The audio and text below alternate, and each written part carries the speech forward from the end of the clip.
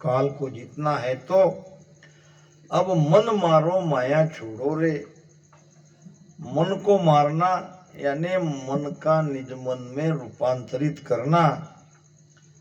जब ध्यान से हम एक एक स्थान को पार करते करते करते करते त्रिकुटी में आते हैं तो यहाँ त्रिकुटी में मन पकड़ा जाता है। मन के विचार लगभग पूरी तरह से मिट जाते हैं। महाराज कहते हैं अड़ा पिंगड़ा करे आरती अनहद झालर बाजे राम। अड़ा पिंगड़ा करे आरती अनहद झालर बाजे चित मन सूरत हजूरी चाकर। चित मन सूरत हजूरी चाकर जिंग शब्द धुन गाजे वो राजा ऐसा भेष हमारा। अड़ा पिंगला करे आरती अनहद झालर बाजे। आला पिंगला आरती करने का मतलब दोनों स्वर एक हो जाना। ये है हमारा सूर्य स्वर पिंगला नाड़ी, ये चंद्र स्वर ईना नाड़ी। चंद्र सूर्य दोनों एक हो जाते हैं। और यहाँ है त्रिकुटी से आगे 10वें द्वार में, वहाँ जब शब्द रूपी परमात्मा ये सब उनकी आरती में यानी उनके तरफ जाने में ये सब लग जाते हैं। अड़ा पिंगला करे आरती अनहद झालर बाजे। जब किसी मंदिर में हम जाते हैं तो घंटा बजाते हैं। अब यहाँ ये ब्रह्मांड में वो आत्मा में वो परमात्मा है तो अनहद रूपी झालर अनहद रूपी घंटा यहाँ बजती है। चितमन सूरत हजूरी चाकर। अब हमारा चित हमारा मन हमारे चाकर बन जाते हैं, दास बन जाते हैं। मन को हम जितनी देर भजन में लगाएंगे मन लगा रहेगा। अभी ऐसी स्थिति नहीं है। अभी मन जितनी देर हमको भजन में बिठाता है उतना ही हम भजन करते हैं। मन भजन में नहीं लगा तो हम भजन से उठ जाते हैं। जब त्रिकुटी में ध्यान लगेगा तो ये सारी मन की हलचल बंद हो जाएगी। न विचार आएंगे, न शरीर तुम्हारा हिलेगा, न कहीं कोई तकलीफ होगी। यह सब मन के कारण ही हमें भजन में तरह तरह के अभी भजन गाया। क्या? काम क्रोध लोभ मन लालच फल फल सतावे मेरे राम। फल फल सतावे जे मैं भजन भगवत को तापो। जे मैं भजन भगवत को तापो। दूड़ा होया आवे माधो जी भगती गुण भीद धारो। माधो जी भगती गुण भीद धारो। ओ जुग सिंह फिरे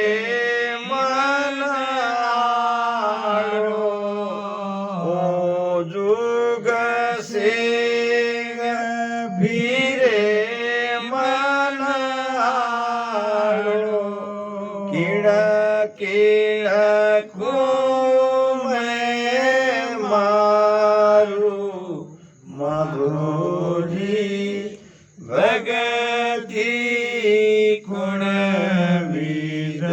दारू। ये मन भक्ति में आड़ा आता है। मन के हारे हार है, मन के जीते जीत। मन से हम हारेंगे तो हमारी हार है, और मन को जीतेंगे तो जीत है। एक व्यक्ति का नाम था राव बहादुर। उसका नाम था राव बहादुर। उसके हाथ में 12 नली की बंदूक थी। एक जगह रास्ते में वो खड़ा रहा। एक व्यक्ति ने पूछा कि तुम यहाँ के नहीं दिख रहे हो, क्या नाम है तुम्हारा? तो कहने लगा राव बहादुर, बड़ी बड़ी मूछे, हाथ में 12 नली की बंदूक। तुम्हारे पिताजी का नाम शमशेर बहादुर। इनका नाम राव बहादुर, पिता का नाम शमशेर बहादुर। हाथ में बंदूक लिए, बड़ी बड़ी मूछ, और खड़ा था। फिर कहने लगा खड़े क्यों हो? तो सामने कुत्ता बैठा है और कुत्ता मेरी तरफ देख रहा है, मुझे काटेगा। तो इतना बड़ा बड़ा नाम रह के क्या फायदा? नाम भी बहुत शूरवीरता का है और बंदूक भी हाथ में है, बड़ी बड़ी मूछें भी है, और कुत्ते से डरता है। तो मन के हारे हार है। शास्त्र में शास्त्र कौन सा शस्त्र मोटा? शस्त्र शस्त्र समझते हो ना, हथियार। हथियार में हथियार कौन सा हथियार मोटा, कौन सा हथियार बड़ा? बादशाह अकबर ने दरबारियों को प्रश्न पूछा कि शस्त्र में शस्त्र कौन सा शस्त्र बड़ा? अब कोई कहने लगे बंदूक, कोई कहने लगे तलवार, कोई करने लगे बर्छी। सब अपने अपनी बात वहां रख रहे थे। बादशाह ने कहा कि सिद्ध करके बताओ, खाली कहने से काम नहीं चलेगा। जो कोई बंदूक को बड़ा कह रहे कि बंदूक कैसा बड़ा, जो कोई तलवार को बड़ी कहते तलवार कैसी बड़ी, बर्छी को बड़ी कहते कि बर्छी कैसी बड़ी, सिद्ध करके बताओ। तो सबने गर्दन नीचे झुका ली, सिद्ध करना नहीं जानते थे, कहने को कह दिए। तुक्का अंदाज लग गया तो लग गया, बादशाह मान जाएंगे। बीरबल के तरफ बादशाह ने देखा, बीरबल तुम कहो शस्त्र में शस्त्र कौन सा शस्त्र बड़ा है? बीरबल ने कहा शस्त्र में शस्त्र उस समय जो हाथ में आया वो बड़ा। अब बंदूक घर में है और मारने वाला सामने आ गया, अब बंदूक जाके लाए तब तक तो वो मार देगा। तलवार भी बेड़े, तलवार ऐसे म्यान में निकाले तब तक तो वो बंदूक चला देगा। तो शस्त्र में शस्त्र वही बड़ा है जो समय पे हाथ में आ जाए। तो सिद्ध करो, सिद्ध तो करना ही था। तो अकबर ने कहा महाराज समय आने पर सिद्ध करूंगा। अब एक दिन उसने राजा के हत्ती को, हत्ती पे जो बैठता है माउत, उसको कहा कि थोड़ा हत्ती को बिगाड़ो, यानी कुछ ऐसी नशीली दवाई उसको पिला दो। जब मैं और बादशाह सैर के लिए निकलेंगे तो हमारे तरफ हत्ती दौड़ते आना चाहिए। राजा बादशाह अकबर डरना चाहिए, ऐसी व्यवस्था करो, ध्यान रहे वो हाथी हमें मार न दे। ज्यादा नशा नहीं करना, हल्का सा थोड़ा सा ये करना। तो सब उसको बराबर सिखा दिया। उसने कहा बादशाह कुछ नहीं कहेंगे, जो भी कहेंगे मैं देख लूंगा, तुमको जो कहा है वो करो, और ऐसा समझो कि ये बादशाह का आदेश है। अब रास्ते से जा रहे थे तो उधर से हाथी सीधे बादशाह की तरफ दौड़ते दौड़ते आ रहा था। जब बादशाह ने देखा बीरबल हाथी दौड़ते हुए आ रहा है, अब बादशाह के पास तो सब कुछ था मगर डर के समय कुछ सूझता नहीं है। हथियार तो सब था, तलवार थी, सब कुछ था, अब क्या करे कुछ नहीं। इसमें हाथी आ रहा और बीरबल ने वहां एक कुतिया जा रही थी, वो कुतिया के दोनों पैर को पकड़ा और ऐसा ऐसा हिलाया और जोर से हाथी के माथे पर दे मारा। अब कुतिया माथे पे लगते ही हाथी पीछे हटा और बादशाह की जान बच गई। अब वो सब होने के बाद अकबर ने कहा देखो हथियार में हथियार कौन सा बड़ा, तुम्हारे बंदूक काम नहीं आई, तुम्हारी तलवार काम नहीं आई, ये जो कुतिया थी ये कुतिया काम में आ गई। यानी हाथ में उस समय जो भी कुछ आता है हमारे वही हथियार काम के है। तो मन के मते न चालिए मन के मते हजार, जो मन हजारों दिशाओं में जाता है उसको एक तरफ लाना है, भजन में लाना है, श्वासा में लाना है, तब मन मरेगा, नहीं तो मन मरे नहीं मरेगा। कहते हैं मन रिपु जीता सब रिपु जीता, और मन रिपु जीता सब रिपु जीता, ये कई शब्द दो बार आया है, दोनों का दो अर्थ होता है।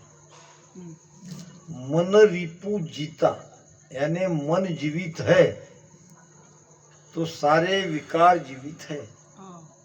मन रिपु जीता सब रिपु जीता, जीता नहीं यानी जीवित, सारे विकार हमारे जीवित है अगर मन जीवित है तो।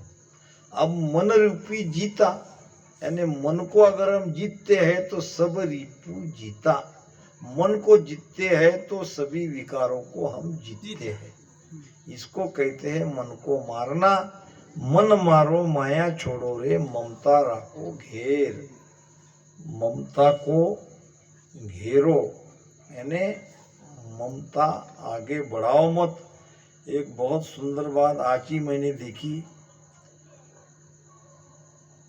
दो कुंवारी दो ब्याही, दो विधवा दो बांझ, ये आठों प्यारी लगे जब होवे सांझ। दो कुंवारी दो ब्याही दो विधवा दो बांझ, दो कुंवारी दो ब्याहता दो विधवा और दो बांझ। अब ये आठों प्यारी लगे, दो दो आठ हो गई कि नहीं, ये आठों प्यारी लगे जब होती है सांझ। सांझ यानी शाम, जब दिन ढलता है उसको कहते हैं सांझ। अब सांझ में ये आठों प्रकार की ये स्त्रियां प्यारी लगती है। ये पहली है ज्ञान की। क्या है ये आठ, कहाँ गए शेषराव बंधु, कुछ लगता क्या कुछ चलता क्या, देखो तो ये मनुष्य का सारा जीवन आता है इसमें। मनुष्य के जीवन में दो पड़ाव ऐसे हैं, मृत्यु समय उसे वो याद आते हैं। एक बचपना एक किशोरावस्था, एक बचपना एक किशोरावस्था, 14-15 साल की अवस्था को किशोरावस्था कहते हैं, या पढ़ाई की अवस्था, और एक बचपना छोटा।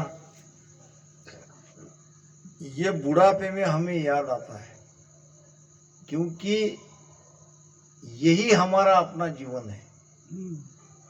बाकी तो हम दूसरे के लिए ही जीते हैं। ये सारा राज इस एक ही साखी में संतों ने कहा है। जब शादी हो जाती है और तब बेटा बेटी बच्चे होते हैं और उस बच्चे को वो पौत्र पुत्री पोता पोती, अब शादी होने के बाद बच्चे होने के बाद हर इंसान अपना जीवन जीता ही नहीं है, वो उनके लिए ही जीता है। बेटा बेटी के लिए और पोता पोती के लिए बहुत ज़्यादा आसक्ति रहती है बेटो बेटी में, पोता पोती में। तो दो कुंवारी यानी पोता पोती, दो कुंवारी दो ब्याहता। दो ब्याहता कौन? जब हमारे लड़के की शादी हो जाती है, लड़की की शादी हो जाती है तो हम निश्चिंत हो जाते हैं, सब ठीक ठाक मामला जमता है। शादी करने योग्य लड़की घर में है, शादी नहीं हो रही है तो वो चिंतित रहता है। तो दो पोते कुंवारे और दो यानी बेटा बेटी की शादी हो जाना, ये ब्याहता। सांझ पड़ने का मतलब है हमारी उम्र जब ढल जाती है, जब बुढ़ापा आता है, तब ये बेटा बेटी और पोता पोती पे आदमी ज्यादा प्रेम करता है, उनके लिए जीता है, उनकी खुशी में उसकी खुशी है। वैसे उसे तो कोई पूछने वाला नहीं है, फिर भी वो अपना अपना समझ के मरा जाता है। अब दो विधवा क्या है और दो बांझ क्या है? दो विधवा है शत्रु की पत्नी। हर इंसान चाहता है कि जो हमारा शत्रु है या हमारे बेटा का शत्रु है उसकी पत्नी विधवा हो जाए, यानी हमारा कोई दुश्मन बचे नहीं, हमारे बेटों का भी दुश्मन बचे नहीं, हमारा भी जीवन आराम से कटे, बेटे का भी जीवन दुश्मन नहीं रहेगा तो अच्छे से कटेगा। तो दो दुश्मन है, दुश्मन की विधवा पत्नी सबको अच्छी लगती है, यानी दुश्मन मर जाएगा तो पत्नी विधवा होगी। और दो बांझ, ये ममता और ये माया, माया और ममता ये बांझ है और ये सबको अच्छी लगती है। माया आखिर तक, जैसे जैसे उम्र होती है वैसे वैसे आदमी माया ज्यादा अपनी तरफ लेने की कोशिश करता है। ये खेल ही ऐसा है, जितना इसको छोड़ने की कोशिश करेंगे उसको वो ज्यादा पकड़ता है। तो ये ममता और माया, ये बांझ, ये सबको अच्छी लगती है। यानी दो कुंवारी पोता पोती, दो ब्याहता बेटा बेटी का ब्याह हो जाना, दो विधवा दुश्मन की पत्नी और दो बांझ यानी माया और ममता बुढ़ापे में हमको बहुत ही प्यारी लगती है। कहते हैं कबीर साहब का नहीं कोई और संत का होगा, ये आठों प्यारी लगे। ये आठों भी हमको प्यारी कब लगती है? जब होवेगी सांझ, यानी हमारा बुढ़ापा आएगा तब हमको ये आठों प्यारी लगती है। तो ममता को घेरना पड़ेगा, ममता छोड़ना पड़ेगा, ममता ऐसी नहीं छूटेगी।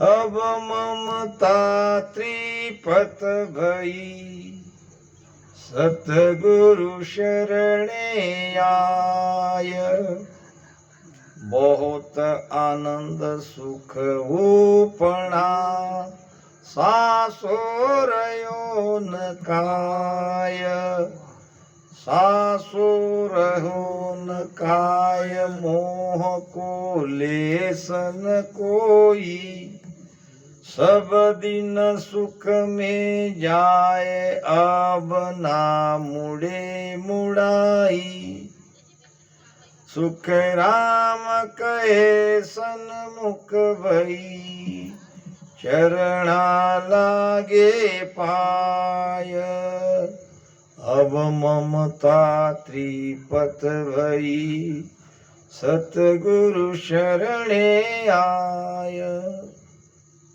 क्या हम लोग सतगुरु के शरण में नहीं आए आज तक? फिर हमारी ममता तो तृप्त होनी चाहिए। फिर ममता तो तृप्त नहीं हुई। सदगुरु है ये भीतर में, भीतर के सदगुरु के शरण में जब हम जाएंगे तो ममता तृप्त हो जाएगी, ममता छूट जाएगी छूटते छूटते। नहीं तो ये ममता छूटती नहीं है, ये माया नहीं छूटती, ममता नहीं छूटती। महाराज कहते हैं कुबुद जलाओ काम नारे, कुबुद्धि मत रखो, कामना को छोड़ो और सुरती को सांस की तरफ लगा के भजन करते रहो। ये सब छूटते छूटते छूट जाएगी। मैं ते तज मद ना कियो रे आपो दे सब राण। मेरा तेरा, ये मेरा तेरा बड़ा दुखदायक है। मोर और तोर यही तो है माया। तुलसीदास कहते हैं मोर तोर मेरा तेरा। इसीलिए कबीर साहब कहते हैं कि तेरा मेरा मनवो कैसे होए एक रे। मैं कहता हूं आकन दे की तू कागज की लेखी रे। मैं तो अनुभव की बात कहता हूं, तुम कागज पर की बात कहते हो। तो मेरा तेरा मनवा कैसे होए एक रे। मैं कहता सुरजावन हारा तू राक्यो उलझाई रे। मैं तुम्हें सुलझाना चाहता हूँ, तुम उलझना चाहते हो, तुम उलझन में पड़ जाते हो। मैं कहता सुरजावन हारा तू राको उलझाई रे। मैं कहता हूँ जागत रहिए तू जाता है सोई रे। मैं कहता हूँ कि तुम जागते रहो और तुम सो जाते हो। तू तो रंडी फिरे बहंडी सबधन डार्यो खुई रे। यानी श्वासा रूपी धन व्यर्थ तुमने संसार के सटर फटर में सब गंवा दिया। तू तो रंडी फिरे बिहंडी सबदन डार्यो खोई रे। अन कहे कबीर सुनो भाई साधु जब तुम ऐसो होई रे। मेरे जैसा होने में तुमको समय लगेगा। अब जब ये श्वासारूपी धन तुम भजन में लगाओगे तब मेरे जैसा बनोगे। तो मैं तय छोड़ो, तेरा मेरा नहीं है, जो भी है वो राम जी का है, ऐसा समझ के जियो। पाप करता है आदमी तो छुपा के करता है और पुण्य करता है तो प्रकट करता है। ये मेरे नाम से 11,000 लिखो। कहते हैं कि जिस हाथ से हम दान देते हैं दूसरे हाथ को भी पता नहीं चलना चाहिए और हम अपना नाम बड़े बड़े अक्षर में लिखवाते हैं, उसका फल वही खत्म हो जाता है। नाम हो गया, महिमा हो गई, दिए हुए पैसे का लाभ तुमको उसी समय मिल गया, आगे के लिए कुछ काम आने वाला नहीं है। और वही ऐसा कोई है क्या पापी कि मैंने ये पाप किया, उजागरी से कहने वाला नहीं है। तो ये मेरा तेरा छोड़ो, जो भी है सब राम जी का है, सब परमात्मा का है। आपो दे सब राड़, मैं पना छोड़ दो। हम क्या कर सकते हैं? मैं तुझ जीव बुध बुधियो स्वामी, क्या करणी वो करसी।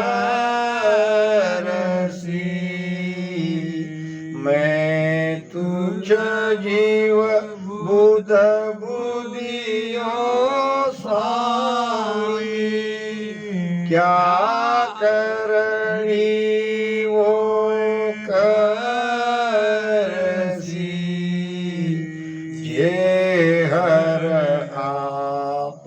करो कृपा तबे अवश्य होती रसी जे हर आप करो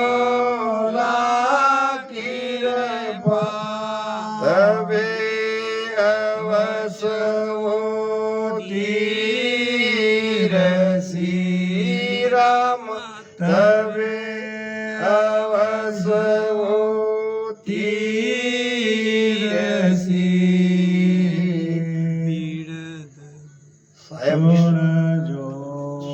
साहेब जी सुन जो अरज हमारी प्रभु जी सुन जो अरज हमारी आयु कैसी है? पानी के बुदबुदी के जैसी, मिटने में देर नहीं लगती। मैं तुझ जीव बुदबुदियो स्वामी, क्या करनी वो कर सी। क्या कर सकते हैं हम? राम जी करवाएंगे तो भजन करेंगे, राम जी की इच्छा होगी तो सत्संग में आएंगे। हमारे हाथ में कुछ नहीं है तो हम बड़ी बड़ी बातें करते हैं। मैंने इतना कमाया, मैंने इतना ये किया वो किया। ये मैं पना छोड़ो। छिपकली को किसने कहा कि भाई सत्संग हो रही है चलो? छिपकली समझते ऐसे बैठी थी स्लैब के नीचे। छिपकली कहने लगी मैं तो आ जाती सत्संग में, मगर मैं यहाँ से हट जाऊंगी तो स्लैब गिर जाएगा। क्या स्लैब उसके आधार पे था? नहीं। हम भी यही सोचते हैं कि हम जाने के बाद हमारे घर पे कैसा होगा, बहुत अच्छा होगा। तुम जितना चला रहे उससे बढ़िया चलेगा। हनुमान को हमेशा लगता था अगर मैं नहीं होता तो क्या होता।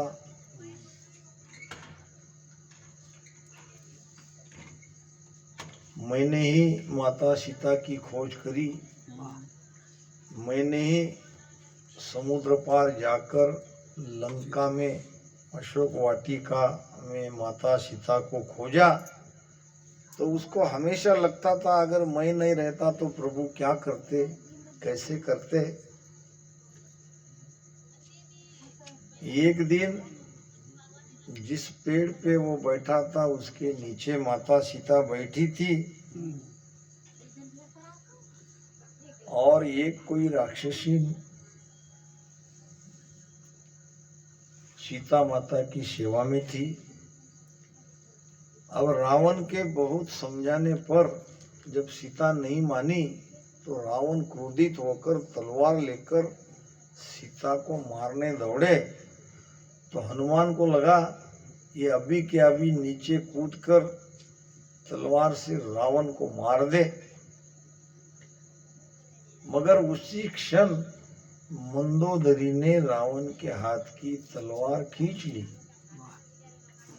तब बजरंगबली को पहली बार लगा कि परमात्मा ने बचाने की व्यवस्था किसी और के हाथ से करी है। मैं नाहक मेरे हाथ में सारी बात ले रहा था कि मैं ही सब करूंगा, मैं नहीं रहता तो ऐसा नहीं होता था।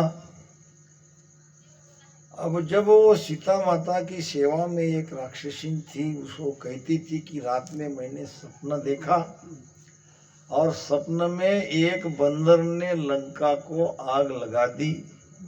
बंदर के पुष्प से सारी लंका जल गई है। ये मैंने सपने में देखा। वो माता सीता को बता रही थी। ऊपर बैठ के हनुमान सब सुन रहा था। हनुमान सोच में पड़ गया, भगवान ने तो मुझे जलाने का आदेश नहीं दिया लंका को, फिर मेरे सिवाय यहाँ दूसरा बंदर तो कोई नहीं, और मैं तो अपने स्वामी का सेवक हूँ, मैं तो लंका जलाने वाला नहीं हूँ। फिर ये कैसे कह रही है कि स्वप्न में रात में एक बंदर को मैंने लंका को जलाते हुए देखा। तो उसी समय हनुमान को पकड़कर रावण के दरबार में ले जाया जाता है। अब रावण हनुमान का वध करने वाला था, विभीषण बीच में आड़ा आ जाता है, कहता है रावण को, भैया बंदर को मारना पाप है। तो तब उसे समझ में आया कि कर्ता कराने वाला कोई और बैठा है। तो रावण ने विभीषण को कहा, फिर इसका बंदर का क्या किया जाए? तो इसके पूंछ को कपड़ा बांधो और उसके ऊपर घी डालो और उसको जला दो।